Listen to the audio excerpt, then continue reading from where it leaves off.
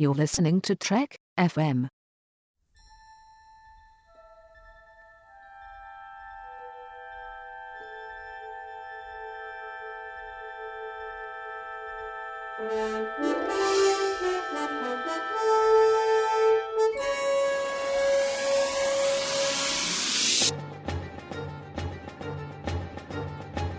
Hello and welcome back to From There to Here, Trek FM's 50th anniversary rewatch of all the hours of Star Trek ever released. For this part of your journey, I am one of your hosts, John Mills, and with me is my good friend, Matthew Rushing. Hello, Matt. Hi, John. How's it going? Well, I'm excited, Matt, because today we're going to be discussing one Voyager episode and one Deep Space Nine episode. The Voyager episode that we're going to be discussing is False Prophets, and the Deep Space Nine episode we're going to be discussing is The Ship. So let's go right into False Prophets. You want to let the audience know, just so they can make sure their bookmarks are right, which episode this is? Yeah, this episode is the one where Voyager runs into the Ferengi, who got lost from the Next Generation episode, The Price, which you will remember there was a wormhole that there was a group of people brought together by the Federation, and they were all trying to buy what they thought was a stable wormhole. Of course, it turned out that it wasn't, that it was stable in the Alpha Quadrant, but it bounced around in the Delta Quadrant, and these Ferengi, being Ferengi, they got lost in the Delta Quadrant and could never get back. So, now that Voyager is in the Delta Quadrant, of course, that means that they need to run across these Ferengi, and they do, and find out that the Ferengi have been exploiting this planet and their religion for their own benefit. And of course, that means it's up to Catherine Janeway to, well, deny the Prime Directive once again and make sure that they don't. No, hey, that's unfair. It's not defying the Prime Directive if you do it sneakily. That's true, and she does. And if the people that you're interfering with are naughty, then it's okay too.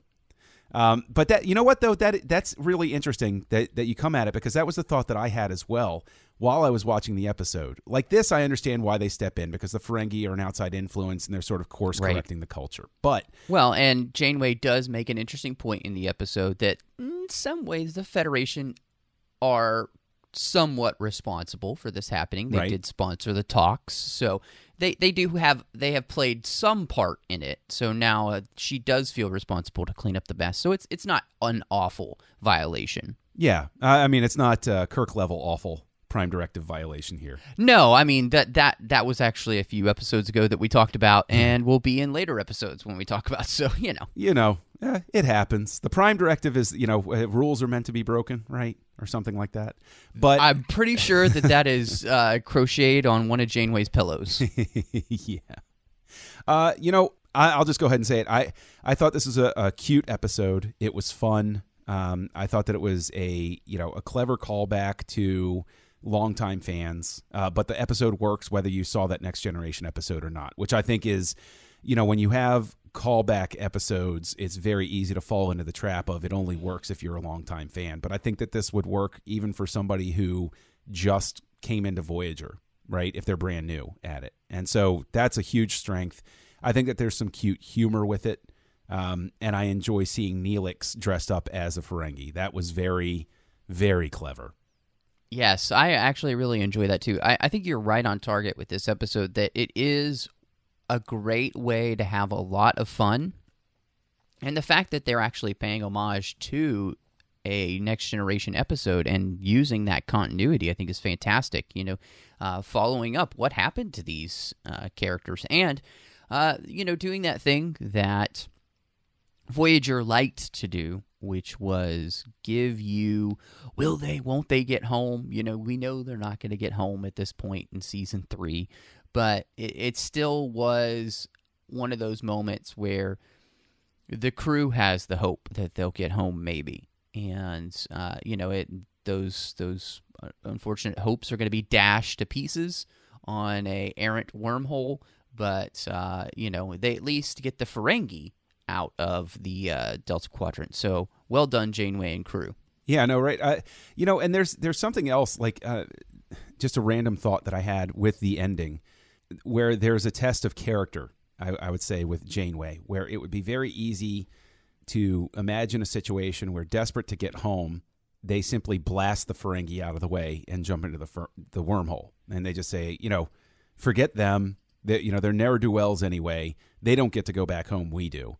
But instead, I mean, they're trying to do, essentially, at the end of the episode, the right thing, and they still do no harm in a true sense, even though it winds up costing them the opportunity at the wormhole. And so I think that's it's little moments like that I think that speak to trials of character for the captains that we get along the way. Well, and for the people on the planet, they're able to work within the religion of the people so as not to completely upset the planet and the whole, to just rewire the entire planet, and so they do their best in that sense, and I think that's very smart as well. So, I think you're right. This is actually one of those episodes of Voyager where it's like, this is strong. It's fun. It's a little bit lighthearted. But at the same time, it kind of leaves you a little melancholy because they don't get home. But the crew is able to make the right decision in the end. And, that's kind of what you want to see in this kind of show. And it just adds to another stepping stone in the journey that they're making across the quadrant. One could say, to the journey. To the journey! Yes. There we go. Exactly. Well, I think that, that speaks well of false prophets. So let's move on to the Deep Space Nine episode, The Ship, which finds the Deep Space Nine crew, not everybody, but Chief O'Brien, Worf, Dax, and Sisko, along with a couple of expendable people on a planet surface where a ship crash lands. They're exploring the planet for possible mineral deposits that they can exploit. Ship crash lands, Jem'Hadar ship. They come under attack. They have to defend themselves and the ship. So, Matt, what did you think of this episode? This is one of Deep Space Nine's best. Chris and I have talked about this extensively before on the Orb, and this is a great episode. And what's interesting about it is they're able to create this kind of bottle-like episode feel, even though they do have an on-location shoot here. And it has that wonderful like submarine feel to it because they're locked in this ship, and the Jem'Hadar are trying to get in to this ship. And of course, the Federation is trying to keep a hold of this ship because they want its secrets. And little do they know that the only reason that the Jem'Hadar and the Vorta that are there care at all is because there's a changeling that they're trying to save. And I thought this was a really fascinating episode because what it does is it really continues the Deep Space Nine story of setting up that the Dominion has no trust whatsoever for anyone other than itself. And it continues to break that, create that divide between them that's going to lead to war.